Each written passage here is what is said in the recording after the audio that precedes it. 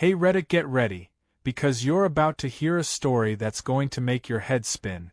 My name is Gregory, and I recently moved into a quiet, gated community. I thought I'd finally found a place where I could relax and not have to worry about, well, things. Boy, was I wrong. So, I'm pretty tech-savvy, and the first thing I did when I moved in was order a smart lock for my gate. Security is important, right? Plus, it's just convenient. So, I'm out there, on a Saturday afternoon, screwdriver in hand, happily installing this thing. Nothing out of the ordinary. That's when she appeared. Now, I didn't know her name at the time, but let's just call her what the internet intended, Karen. She stormed over, face redder than a fire engine, and started yelling something about me not being authorized to be there, about suspicious activity, and how I was probably trying to break in.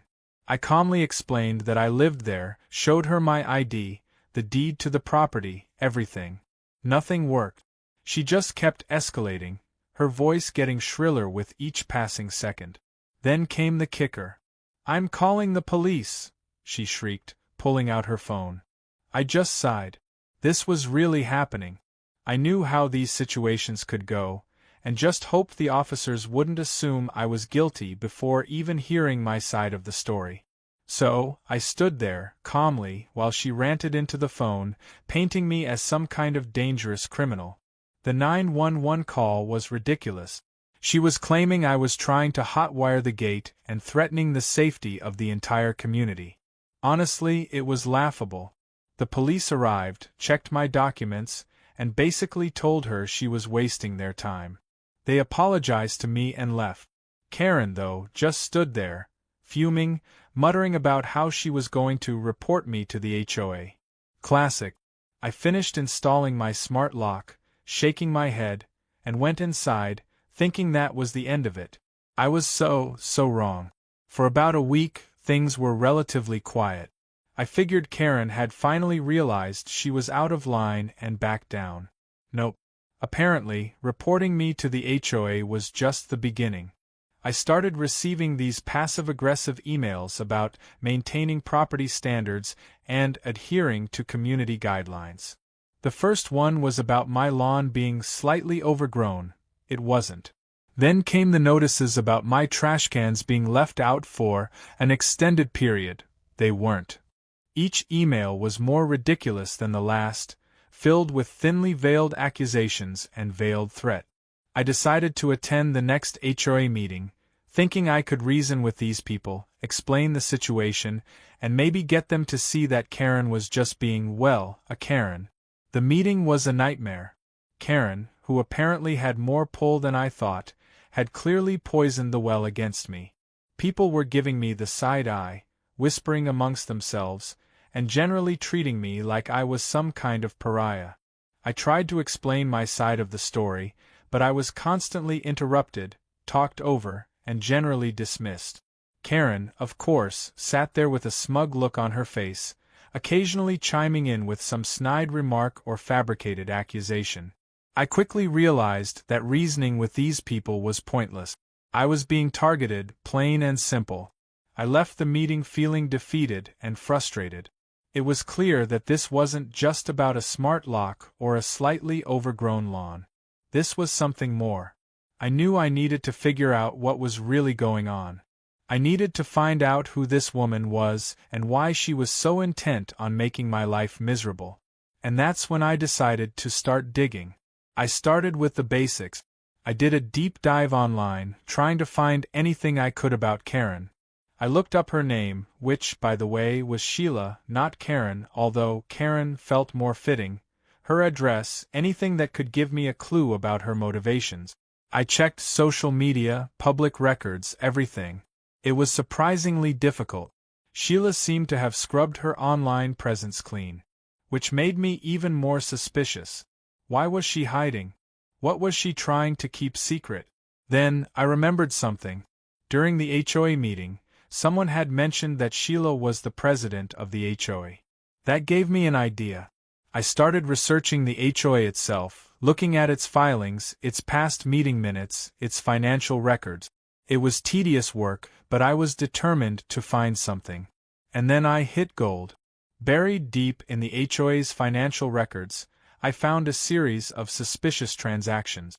Money being funneled into shell corporations, inflated invoices for landscaping and maintenance, and a whole bunch of other shady dealings. And guess who was listed as the signatory on all of these transactions? You guessed it, Sheila. It was clear that she was embezzling money from the HOA. This was bigger than I thought. This wasn't just about racial bias or petty harassment. This was about fraud, corruption, and a whole lot of other illegal activity. I knew I had to be careful. Sheila was clearly willing to do anything to protect her secrets, and I didn't want to become a target. But I also knew that I couldn't let her get away with this. I had to expose her. Armed with my newfound knowledge, I knew I couldn't go to the police directly. Sheila clearly had influence within the community, and I didn't want to risk her covering her tracks before I could gather more evidence. So, I decided to be strategic. I started subtly hinting at my findings to other members of the HOA. I'd casually mention the suspicious transactions, the inflated invoices, the lack of transparency in the HOA's finances. Most people were initially skeptical. Sheila had cultivated a reputation as a dedicated and trustworthy leader. But as I continued to drop hints and provide more and more evidence, some people started to listen. One of them was an elderly woman named Mrs. Davison. She had been a member of the HOA for years and was well respected in the community. I decided to confide in her, showing her all the evidence I had gathered. She was shocked and appalled. Mrs. Davison, it turned out, was no pushover. She was fiercely protective of the community and wouldn't stand for corruption. She agreed to help me expose Sheila, but she insisted that we do it carefully and methodically. Together, we started gathering more evidence, interviewing other members of the HOA, and building a solid case against Sheila. It was slow and risky, but we were making progress. And then, something unexpected happened. Mrs. Davison told me she suspected Sheila had a secret bank account because of her estranged son who used to work with her at the HOA. It was then we realized we were close to the truth about her motives for embezzling.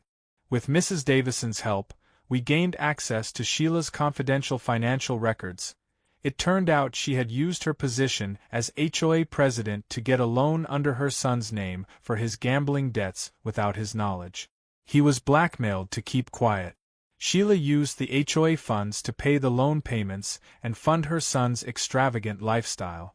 We presented our findings to the other HOA members, along with proof of Sheila's embezzlement. The room was in disbelief. People were angry, betrayed, and demanding answers. Sheila, of course, denied everything, but the evidence was overwhelming. She tried to deflect, to blame others, but nobody was buying it. Finally, one of the members called the police. This time, when the police arrived, they weren't there to apologize to me. They were there to arrest Sheila. As they led her away in handcuffs, I couldn't help but feel a sense of satisfaction. She had finally been exposed for who she really was, a liar, a thief, and a manipulator. But the story doesn't end there. The investigation into Sheila's activities went deeper than anyone expected. It turned out that the HOA embezzlement was just the tip of the iceberg. The police discovered that Sheila had been using her position to engage in all sorts of other shady activities, including accepting bribes from contractors and rigging bids for community projects. But the most shocking discovery was the information she was using to sabotage other HOAs. Sheila had information about the illegal activities they were hiding, and because of this no other HOA would take Sheila. Sheila lost everything. Her reputation was ruined, her career was over, and she was facing serious jail time. Her husband left her, disgusted by her actions. She was evicted from her home and ended up living on the streets, a pariah in the very community she had once ruled. As for me, I was finally able to live in peace. The HOA apologized for the way I had been treated, and I was elected as their new president. I worked hard to restore trust and transparency to the organization, and the community thrived. And every time I looked at my smart lock, I was reminded of the day Karen called the cops on me. The day that ultimately led to her downfall. Sometimes, Reddit, karma really does have a way of catching up with people. And sometimes, the most unexpected things can lead to the exposure of the darkest secret. Be kind, be vigilant, and never underestimate the power of a smart lock.